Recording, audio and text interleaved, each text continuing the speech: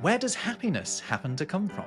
Where exactly are the doldrums? And what's so sheepish about sheep?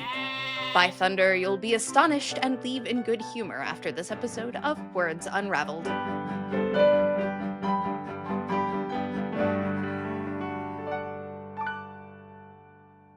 Welcome to another Words Unravelled. I'm Rob Watts from the YouTube channel Rob Words. And I'm Jess Ferris, author of the etymology books Once Upon a Word and Words from Hell. And today we're getting a little bit emotional, aren't we, Rob? Yes, we are. How are you feeling? I'm a little sad. I'm a little down in the dumps, you might say. So I think we should start there, and then maybe we can cheer me up as we go along. How's that? Okay, I see. So what we're going to do here is we're going to start off with negative emotions and where those words come from, and we'll try and end on a more optimistic note. We'll go from the sad to the glad during this, emotionally charged episode of Words Unravelled. But where do we start? Well, let's see. If we're going to talk about sadness, should we start with some of the very basics? Like we've got sad rhymes with glad. Is there a connection there? Can you tell us some of Ah. the more basic emotions, and then we'll get into the more elaborate ones, shall we? Yeah, that sounds good to me because we can group sad, mad, and glad together as Hmm. this elegant little trinity of emotions. Sad, this is actually way more interesting than I was expecting it to be because it has the same roots as the word satisfying Hmm. and satiated. It means to be full. And in other Germanic languages, you have words along the lines of sad or sat, and Huh. they mean full, or historically they've meant full, Like sated. Hmm. like sated, Hmm. exactly. But how do you get from that meaning to this weird sort of quirk that we have in English where it means something negative rather than being sort of full of emotion? Someone who is sad has, had enough, is full to the, has had it up to here. And that is why sad is a negative word in English, when in other Germanic languages, and indeed Romance languages, because they were related to the Latin root of satisfied and satiated, etc. It doesn't mean to be despondent. It means to be fulfilled. That's so interesting. A lot of the words that we'll run into for emotions sometimes had more neutral meanings, or even very different meanings than they use or than they do now. And that's one of them. But a lot of the words for sadness in particular imply fullness of different liquids, and that comes down to what we've discussed Yes. loosely before, Mm. is which is the four humors, right? Yeah, because you're talking about melancholia here, essentially, right? Melancholy Yes. is, when I was looking for another word for sadness, melancholy would have been a perfect one, which has this root in humorism, which I know you've written about because I've just been reading some of your writings about it at uselessetymology.com. Right. So humor back in the day was just, and it still is to some extent, just a word for your mood. Like if you're in a good humor or a bad humor, we still use it in that sense. But it originally had nothing to do with comedy, and fully had to do with the juices in your bodies being out of whack. Or often, if you were in a good humor, then all of your juices were balanced, Yeah. and your juices were melancholy or black bile, choler or yellow bile, and then phlegm and blood. And each one of those supposed imbalances caused different intensities of emotion, right? Yeah, and this is all, these four, and this number four is very important to humoral theory. It all comes down to just apparently one occasion where some blood was sort of left to congeal, and it was observed that it separated into four constituent parts. And from that, we get this entire theory about everything, about human emotion, about human illness, all of it being dictated by the balance of these four humors in the body. And if you have an excess of any one of these four, you can be said to be in a certain sort of state. And one of those states is melancholia or melancholic. Tell us a bit more about that one and how it relates to one of the other ones. It literally means black bile. That "chol" syllable is the same in the word choleric or choler, like the disease cholera, and in melancholy. And then the melon bit is related to words like melanin.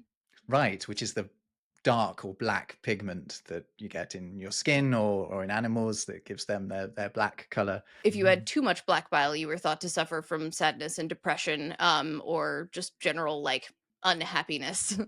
So that's one of the four conditions born of an imbalance of the humors. And you mentioned another one of them, which is cholera, or to be Mhm. choleric, not to be quite confused with cholera, although cholera I think is related because it was thought to have been caused by an excess of bile. So we've got melancholy, we've got cholera, and then we've Mhm. got these two others. Can you tell us more about those ones? Blood, of course, is one of our four humors. And if you had too much blood, you were sometimes said to be in a particularly elevated mood, which is why the word sanguine, literally bloody, means that you're blissed out and happy.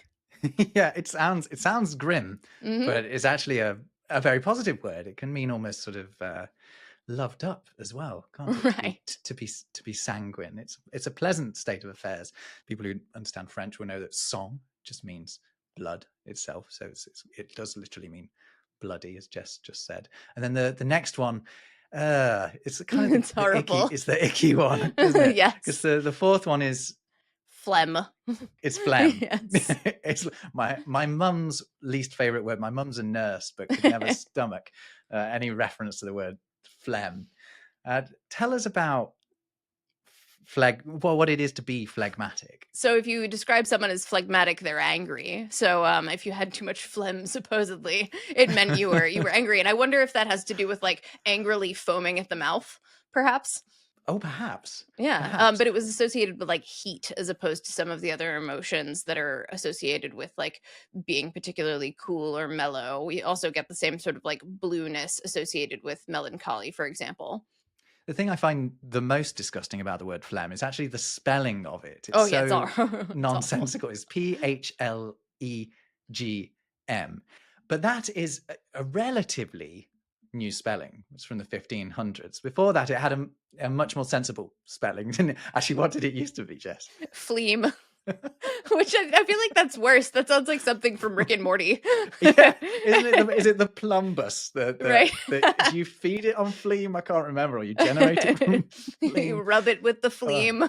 phlegm. But the ph and that g, that silent g, they're just there to reflect its Greek roots, right? Because this is a thing that happens in the 16th, 17th centuries. People start shoving silent letters in just to show off the root of a word. Make it sound more medical. Yeah, even though it hasn't had a ph or a g in it in its entire history in the English language, and that's a long history as well. Phlegm goes way back. We've been dealing with phlegm for ages. Oh, what fun. Well, that was horrible. Yeah, yeah, there we go. We've Should got we move move on on? from the phlegm. Yeah, So okay. there are prettier words for sadness since we started in on that Oh, with melancholy. For example, the word somber is kind of neat. ooh, It's yeah, related to words like umbrage, umber, and umbrella, which I'm sure you can guess makes it mean like under a shade or under shadow. yeah. It means dark in French, sombre. Yeah, Hmm. Another one that's kind of neat is mournful. Literally means full of memory. really. It's to be like lingering on something that you're, sorrowful about because of your past or your past memories of it. I've got one. Miserable is not as obvious as it seems, I don't think. Right, because you're not like a miser, as we call a miser now. No, you're not like a miser, but the words are related, right? Hmm. Because the root word, which is the Latin misari, is to view with compassion. So to be miserable is to be worthy of being viewed with compassion, if not necessarily worthy of compassion itself. And it basically means pitiable, to be miserable rather than, so it's not actually a feeling of sadness, it's more how other people perceive you to be miserable. And a miser, I suppose, is someone that you originally someone you should feel sorry for, but you think of Scrooge, you don't necessarily feel sorry for him, although you might do if you're a particularly compassionate person. Apparently, it was associated with like a greedy penny pinching person because if you are wealthy and you still act like you still spend your money as if you are poor, then you're being ungenerous with your money, which means you're like miserable and in your disinterest in engaging with other people and helping people around you.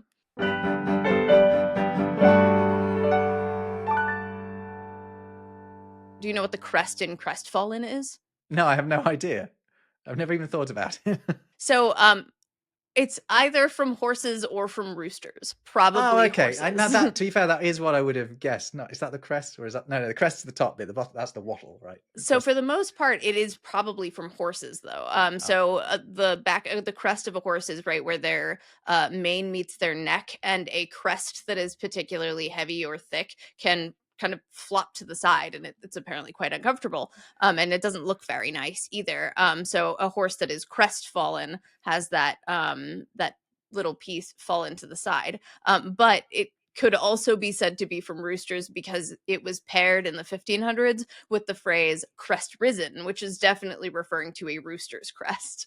okay. Sort Hmm. of perked up, bit A little like. bit of folk etymology, maybe, assuming that crestfallen had more to do with roosters than with horses. I understand. I Mm. understand. Any more of these, Jess? Yes, woebegone is one of my favorite words for sadness, just It because it's just so sounds so old. right. I associate this with Prairie Home Companion, this NPR radio, or sorry, I think a PBS radio series that it may still be on, but I haven't heard it in a while. If it is, I don't think it is. But it's from the Middle English word "begot," meant to be surrounded or overwhelmed. So woebegone is literally Oh. to be surrounded by or beset by woe. Okay. So that Hmm. presumably means you could be sort of happiness begone or any other emotion begone. Hmm. And another one, did we talk about doldrums in our nautical episode? I don't recall if we did. It's I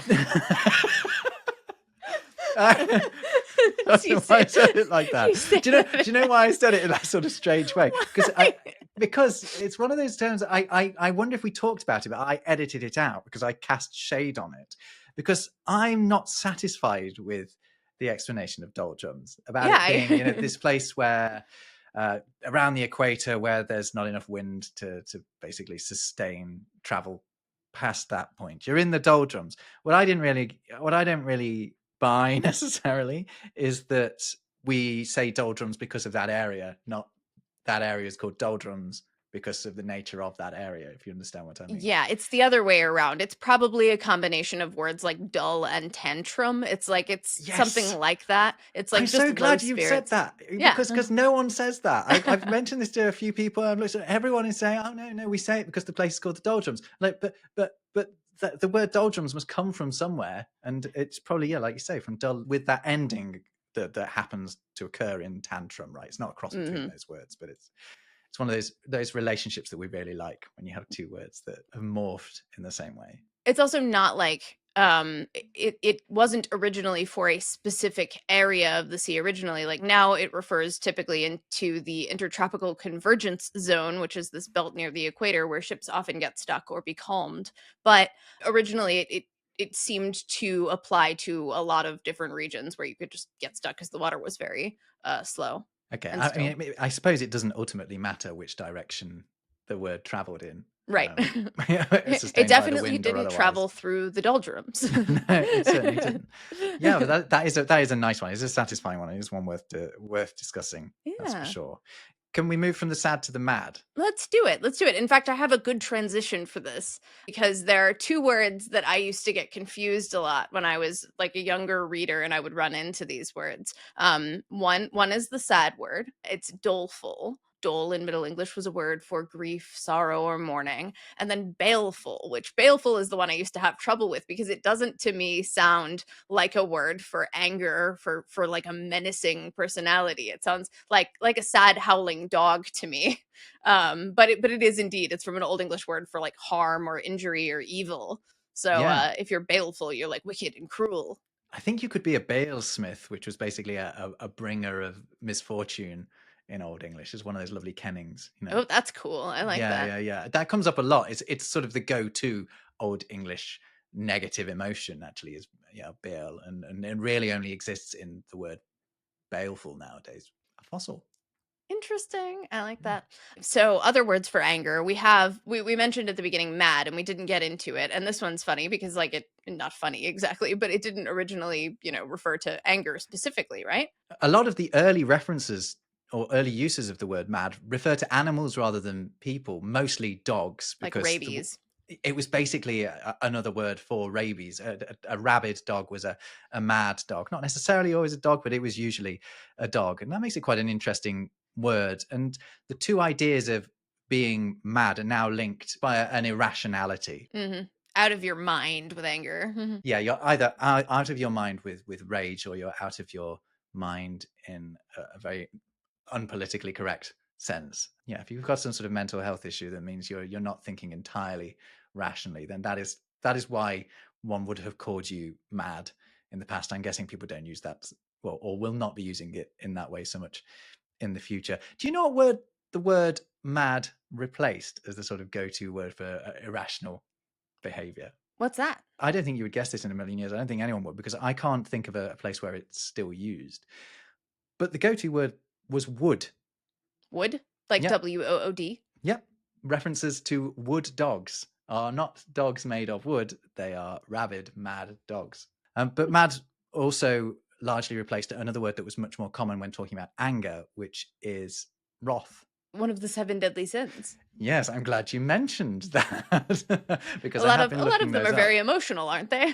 Yeah, well, that's why I thought it might be cool to just work through quickly the 7 deadly sins and explain where those words all come from, because actually they're all kind of interesting, and they're sourced from all kinds of different places. Because at the time it comes to writing an English language Bible and coming up with words for all of these, they obviously changed slightly over the centuries, but not a huge deal. But there was a huge word hoard, and there was a lot of French words to be chosen, a lot of Germanic words to be chosen. But yeah, you can start with wrath, which is etymologically the same as wrath, by the way. What I found very satisfying is that the Old English version was spelt WRAE, so there's this combined letter, followed by not one, but 2 thorns.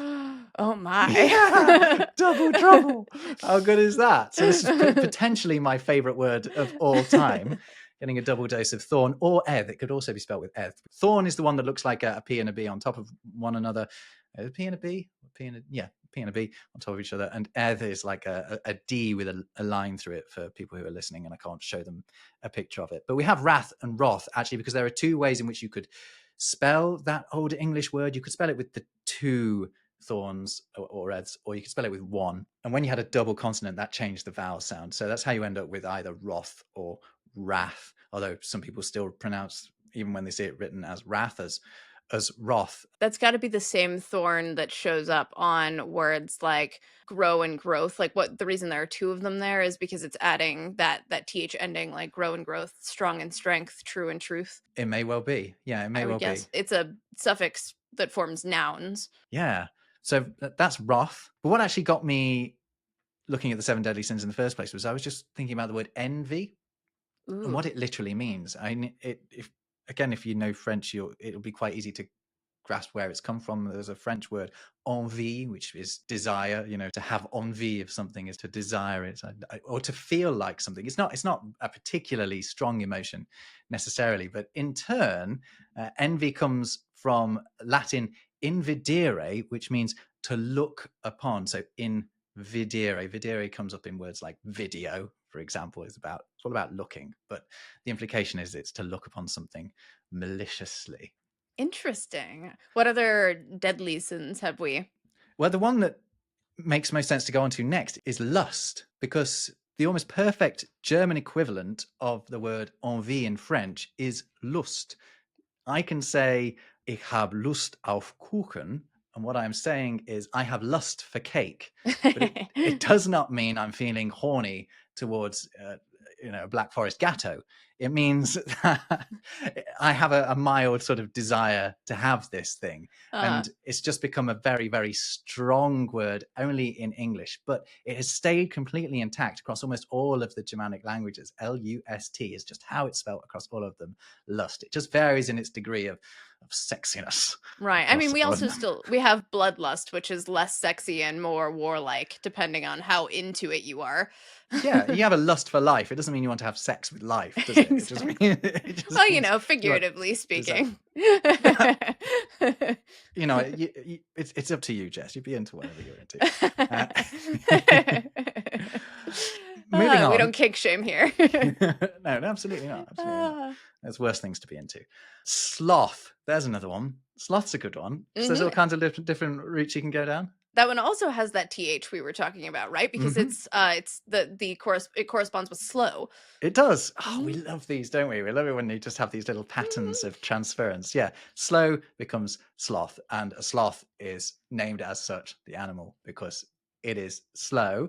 And did you know that etymologically speaking, the word sleuth is the same as the word sloth? They're actually the same word. So do you remember when we talked about the Book of St. Albans and collective nouns? I sure do. It's one of my favorite topics. Do you remember one in particular then? The sleuth of bears. Sleuth of bears. Yes, exactly. So the sleuth of bears is essentially a sloth of bears, and it means a sort of laziness of bears. It's a reference to them. They're just like ambling around. Bears don't move very fast. Just chilling. They sleep a lot, don't they? You know, don't poke a sleeping bear. Is that right? I would not advise poking any kind of bear. You're my bear correspondent. The bear correspondent. There aren't that many of them in Berlin, even if it is the city's symbol. That's so cool. Yeah, not a lot of them here. The word sleuth, by the way, when we talk about like detective series, is a different type of sleuth. Ooh, so that one's not related. It is not. No, that relates to a specific type of dog called a sleuth hound, which was a kind of bloodhound, particularly good at following a trail, as your TV detective might be. How many of the deadly sins have we got through so far? We've got 3 more to go. Pride. Another one of these satisfying relationships. Pride is to proud, what fill is to full, and heal is to hail. So this variation, all you're seeing change is the vowel sound in those instances. So it's not as satisfying as some of the other ones we've come across when the consonants match up, but the vowel sounds change. And it's thought to ultimately come from a Latin word prodesse, which means it is useful, which is quite surprising. But the word proud or pride was actually, objectively positive, characteristic to possess. It meant magnificent, but kind of morphed into having a sense of your own magnificence. And that's how we end up with it being one of the deadly sins. Right, because pride is also a good thing now, too. Yeah, but something can also stand proud. Yeah, exactly. But also, you might see it in a manual telling you how to, I don't know, put up some shelves or something. Something that is proud is something that's sticking out, that is quite literally outstanding. Yeah, that makes sense. I can see that. Very literal term, outstanding, but the word outstanding obviously is a figurative version of what it very literally is, which is to stand out. Right. And I'm assuming like the negative sense of pride is entirely like church related, where we would contrast being like humble with being proud, like godly humility, so to speak. Do you have any opinions on the modern use of the word humble? People do like to discuss that, and how people will now describe themselves as being humbled. Yeah, as they then right, people will say, "Oh, I'm so humbled for having achieved this honor." Which it's not. You don't seem very lowly. Like humble and humiliated and all of these words literally mean like on the ground, which I don't think so. No, you haven't been humbled enough if you're posting one of these messages saying I'm so humbled to have been given this very specific esoteric award or whatever.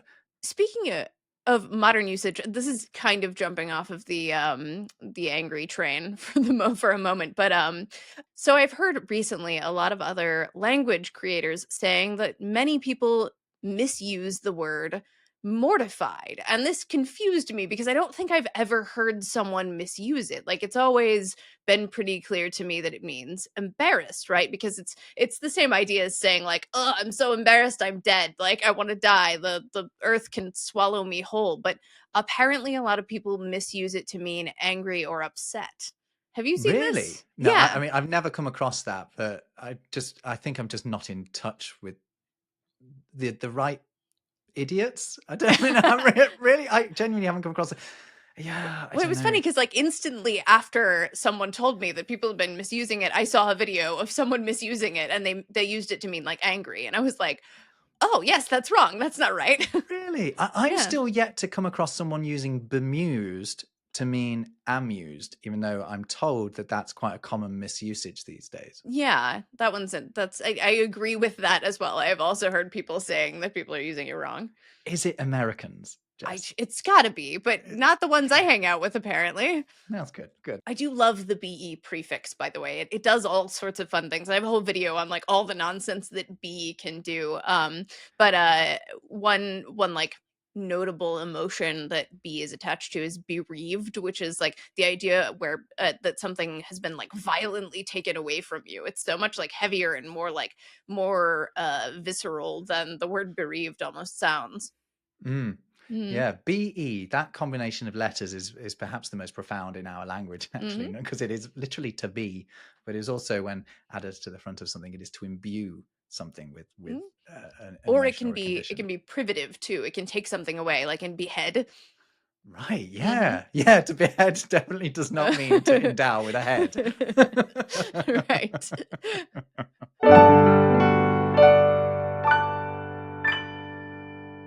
The last two deadly sins. Oh, we haven't gotten through the sins.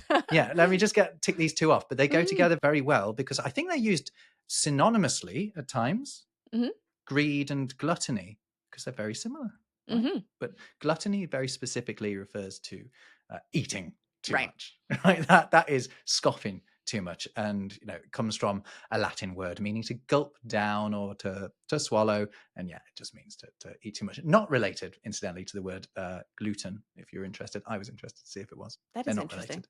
related. And then you got greed, which is an old English word, gradi, as it was back then. And even then, it had this figurative meaning of desirous. It meant sort of eager. Eagerness is a good thing, but you know how the church historically has liked to stop people getting too big for their boots. Right. We don't like pride. We don't like Don't be proud and don't be you can't eager. have things. You can't be proud of them. Just stay in the dirt. Do as you're told. Don't learn to read. Shut up. Ah. Okay, I'm done. Well, gluttony. While we're on that, it's definitely like a crime for an era in which food scarcity was more of a problem than it is now. Like eating alone too much on your sofa is less morally charged than it perhaps was when food was harder to come by. Yeah, I mean, if I have a Saturday night, well, with under the duvet on my sofa, I don't expect to be condemned Yeah, to I hellfire for it. But at some point, it would have been appropriate, perhaps, to threaten me with that very thing if don't. food was so scarce. Yeah. Absolutely. I don't think various deities care how many chocolate chips I eat in one sitting. I'm not sure. So those are my. Sorry, I took us on another tangent. No, Tangents are that what was we good. do on this podcast. But where should we regain our place on the spectrum of human emotion?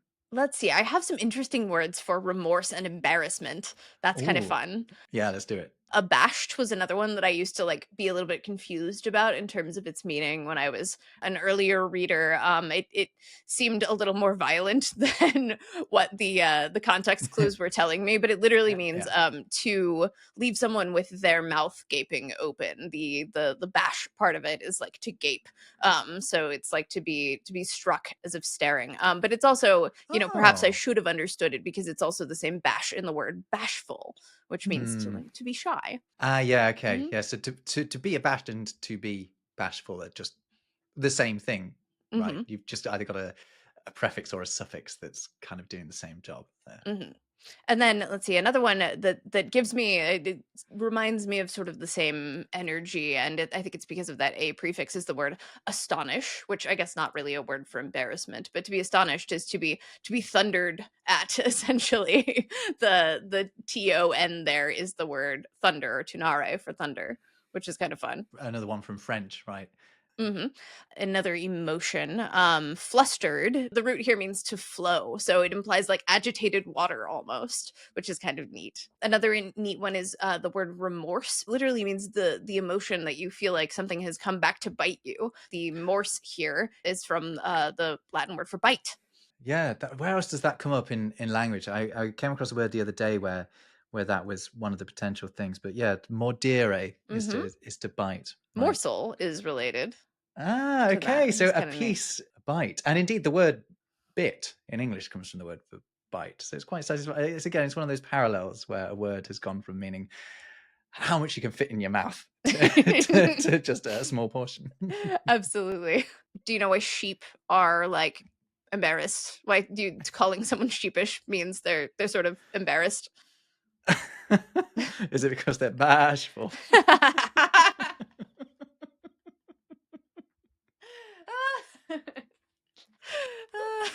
Oh, Sure, let's just no. say that and move on. I don't care about the real one anymore. Woo. But really, it's you are ready with that one. born ready for that one. Oh, that's good. That's good. That's better. That's better than the truth. It's just that sheep were thought to be like unintelligent and easy to deceive. So if you're sheepish, you've been deceived and you're embarrassed about it. Can I take us off on another tangent, Please. a sheep-based tangent here? Because I was looking through one of Susie Dent's books. She's got a book called Interesting Stories About Curious Words. It's, well worth popping in anyone's stocking this Christmas. It came out this time last year. And she's got a little bit where she looks at terms from other languages for emotions. And one of the ones from French that she lists is mouton enragé, which means an enraged sheep. Yes, exactly, which describes an extreme state of ire. A couple of other fun ones that I picked out. I mean, I think a lot of people will already know of l'esprit d'escalier, the staircase wit, or the Treppenwitz, as they call it in German. It's that feeling when you come up with the perfect riposte just when it's too late, when you're on this staircase on your way out.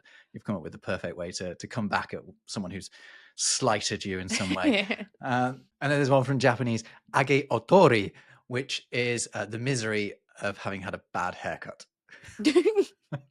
Fabulous. We all have it. I have it all the time because I never dare to point it out if they do something wrong. The most recent one I had, I was like, he's left it a bit too heavy on top, but I don't want to have to explain it. Looks amazing. Thank you very much. Oh, I'm in Germany, so Germany is a country famed for its words for emotions that we don't have.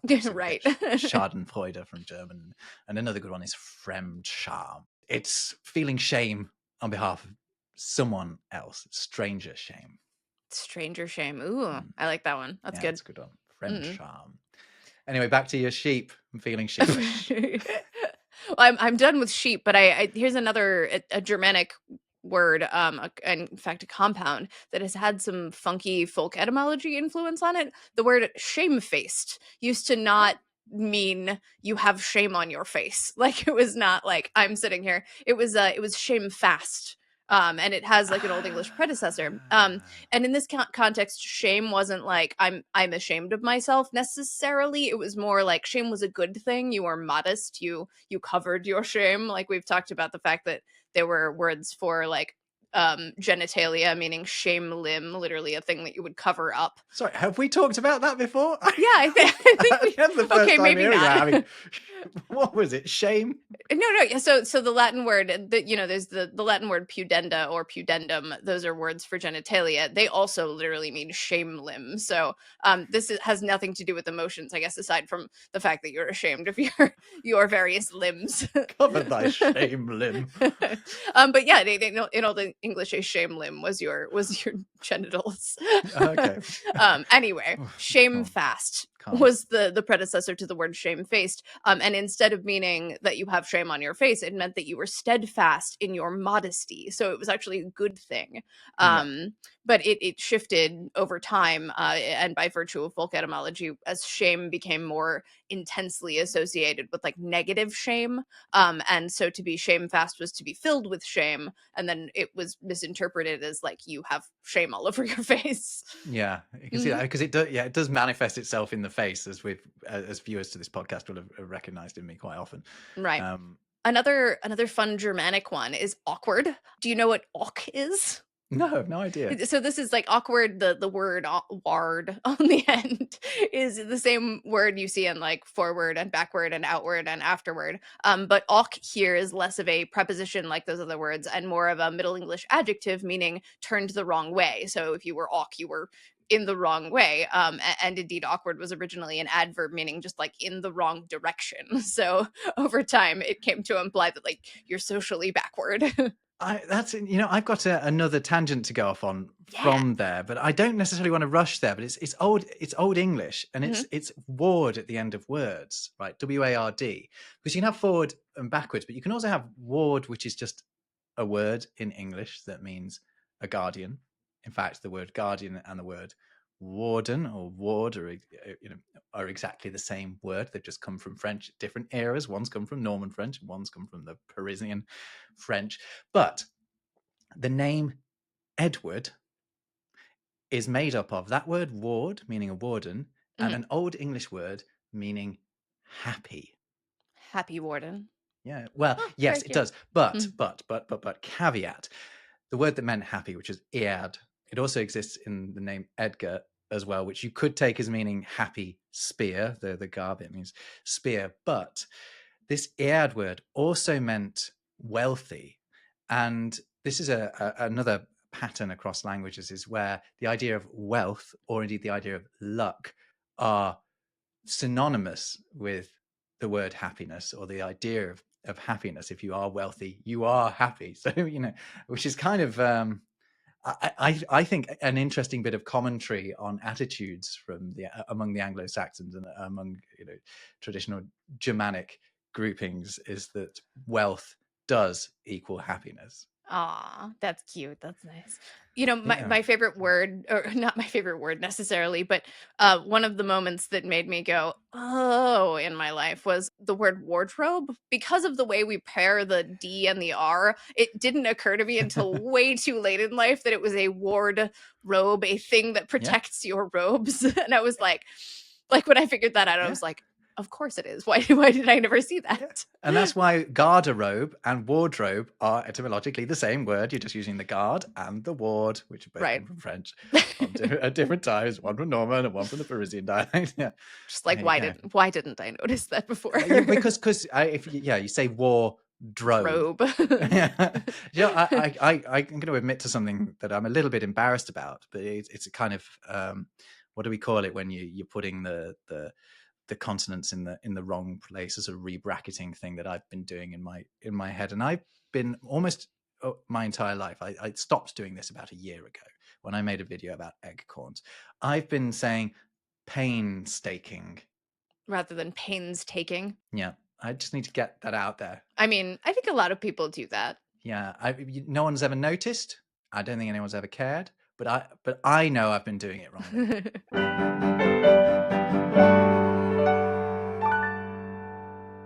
Let's introduce a little bit of fear into this conversation, shall we? Do you know the difference between horror and terror? I mean, I was about to say, of course I do, but I'm not. I'm not sure I do. I mean, root wise, they're not that different. Horror is it literally means like hair raising, basically. So to experience horror is to feel like your hair bristling on the back of your neck, which is kind of interesting and fun. It's very interesting that horror and terror seem to follow the same sort of pattern with those R's and O's and E's. Although terror is not directly related to horror, they are of the same ilk. Like, not only are they structurally similar, they're both from Old French and Latin, and the reason they look the same is they have that same sort of French-ish ending on it. But they are from different roots. Terror means to tremble, essentially. So we got trembling and we've got hair raising, which is exciting. So if you're horrified, you're shuddering and bristling. If you're terrified, you're trembling and overwhelmed with fear. I see. So there's different physiological responses to potentially the same scary thing. Mhm. And then, of course, the biggest difference you see is between horrific and terrific, right? Because something horrific inspires horror, but something terrific is great, Yeah, at least yeah. now. But something terrible is horrible. This is a case of amelioration on behalf of terror and terrific, because in the 1660s, something terrific did inspire terror. It was terrifying if it was terrific, like terrific lightning, which I suppose you still get a bit of that today. Like if you say something is like terrifically illuminated, then it's brightly flashing. That's about as good an example of that amelioration as you can come Oh across, really. I yeah. mean, you can think of awesome and stuff, which is obviously another example of it. But the idea of going from inspiring not just awe but terror to then meaning, oh yeah, it's really great, it's terrific. It strikes me as a very Victorian thing to do, to be like, smashing is good. Or so let's see, another word for fear. Did you know that the D in afraid is like afraid is a past participle? This is a thing that I enjoyed kind of digging into. I don't know if you've thought through that before. But it's not related to affray, as It is in, related to affray, which ah, was originally a word okay. meaning to frighten, and it's now used in like legal contexts for the most part. If you are afraid, you have been afraid. You have been afraid. Oh, Yeah. that's excellent. Basically, affray was smashed together with the Old English word afeared, and then we got afraid. Right. Mhm. Okay. Yeah, that's what happens, isn't it? It's kind of Mm. neat.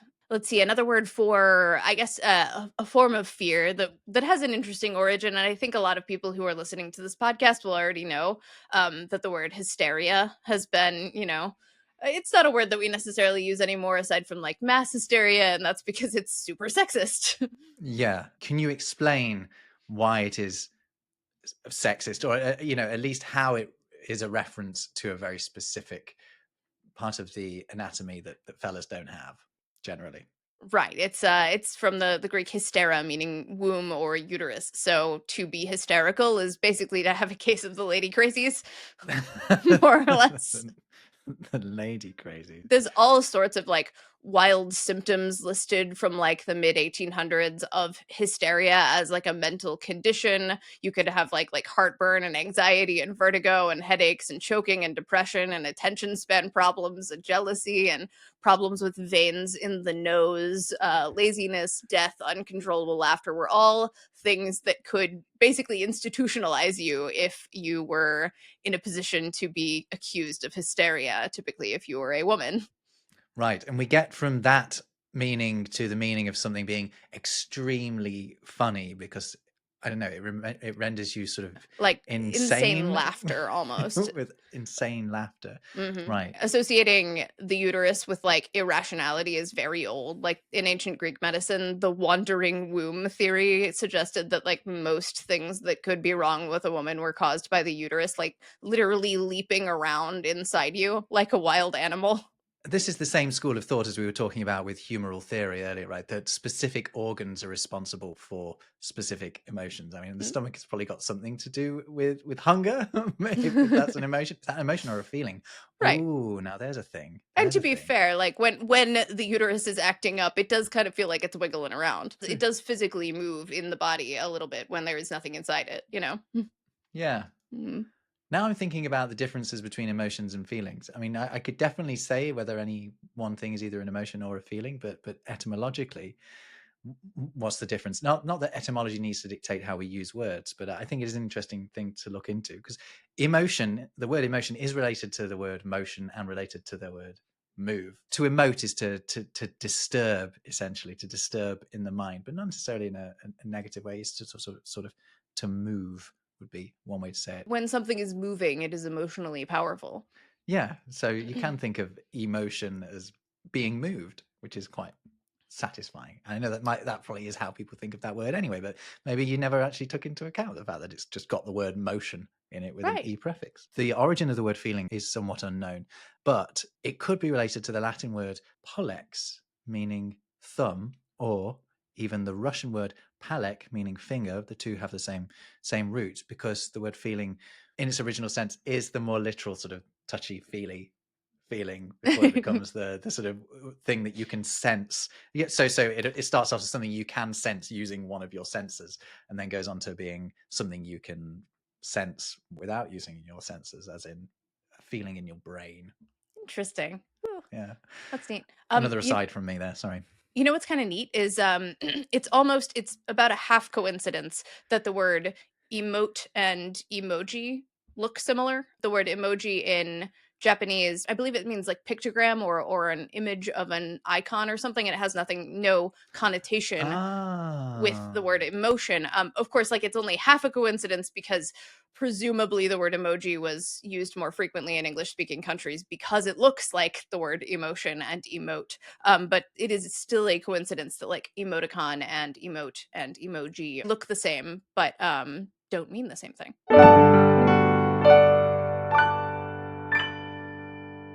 Let's move on to happy words, shall we?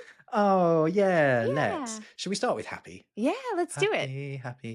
Happy is an interesting one. So I mentioned very briefly earlier when I was talking about Old English words that the concept of happiness is linked with luck, and Mhm. that is where the word happy comes from. It is to be imbued with hap. Hap being an Old English word for luck, and a word that still exists within other words that we use, like happenstance Mhm. and haphazard, and to happen upon something is to chance upon something. But also just the word happen, in its broad use now, it could barely be more vague, right? So something occurred, it happened, but Right. that ultimately comes from the idea of something occurring by chance. And we still get that in the phrase happy accident, right?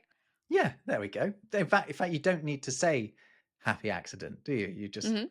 You could just say it was a happy thing if you wanted to just go right like right back to its root. But in loads of languages, the word for happy and the word for lucky are the same. Okay, I keep referring to German because I'm here, but happy in German is glücklich, which also just means lucky. That lich ending on there, that's the like that we see in words like frolic as well, which is cognate with fröhlich, right? Yeah, which means full of joy, I suppose. Merry like. But also that lich at the end of those words and the like at the end of a lot of Dutch words is also just the word like Mhm. as we have it in English. And it's the ending ly, right? The adverb forming ending Yeah. ly. Yeah, exactly. Yeah. So Mm. lie words in English were originally like words, which is how they relate so nicely to lich and like words in German and Dutch, and also in the Scandinavian languages as well. The creepy connection here, though, is the Old English word. It was pronounced leech, but now we call it lich, which is a word for a corpse, and it's also cognate with all of these words, which is awesome. Like when you're playing like Dungeons and Dragons and or World of Warcraft or something, and you come across like a zombie king or something, it's called like a lich. And the reason it's connected to all of these words is because they're all sort of implying, like when you use the word like and you use the word lich as a body, it's a word for a body. It's implying like something that is similar in form or shape or body. Oh, Isn't that that's cool? creepy There's though. I a don't want corpse that. hiding in the word like. I like a corpse. That's gross. Oh, here's something though. The Danish and Norwegian words for happy are along the lines of I shouldn't group those two together because obviously they're separate languages, but basically my ability to pronounce them both is so bad that they may as well be the same word. But it's along the lines of lykkelig, and that means lucky, Oh, cute. but it also means happy. It's the word happy. But do you know what the standard Swedish word for happy is? Glad. Glad. Yeah, glad. And the word glad, yeah. Another one of these really old Germanic emotions. Glad is fun too because it's related to ultimately via the Proto-Indo-European root to words like yellow and gold. Is that true? So I know it comes from to shine, and I was trying to work out. So does that mean it's also related to, as we've discussed before, to gold, yellow, Mhm. all these other words?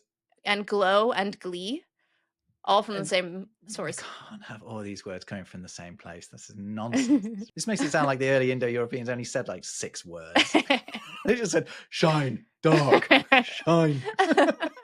Ah, that add ending is pretty cool though. It's a past participle forming suffix for some verbs in Old English. So if you're glad, you might also figuratively be said to be gleed or glowed. Glee and glad. Do you think is there a relationship between glee and glad? Mhm. It seems like there must be. Oh, Yep. fantastic. God, I love this. I come up with with my one little glad fact, and you follow it up with 3 or 4 other ones. So many Fantastic. glad facts. So many glad facts. So glad-handed. You know what's kind of fun about this? So we're on like words that literally mean light, but there is one in particular that includes the word light but has nothing to do with light, and that is delight. Yes, I know about this one. I looked this one up because delight, delectable, and delicious Uh-huh. all mean the same thing, don't they? Mhm. Originally, it was the word delight was kind of spelled more like the way advertisers spell it, like DELITE. Yeah, and so it's presumably is spelt the way it is, just in analogy with the word light, Right. right? Because it's historically spelled, like you say, LITE or LYTE, in Mhm. in a much better way. But yes, all of those are from the word lacere, meaning to like lure or entice. So something delightful is also delicious and delectable. Fantastic. And on that delightful note, I think we've run the full gamut of emotions, haven't we, Jess? We've gone from the sad, the mad, to the glad. I think so. I think perhaps in the future we might be able to explore words like joy and jolly and elation. But for now, I think let's end on this happy note. Yeah, let's keep some in our back pocket for the next time we get all emotional on your asses. Words unravelled.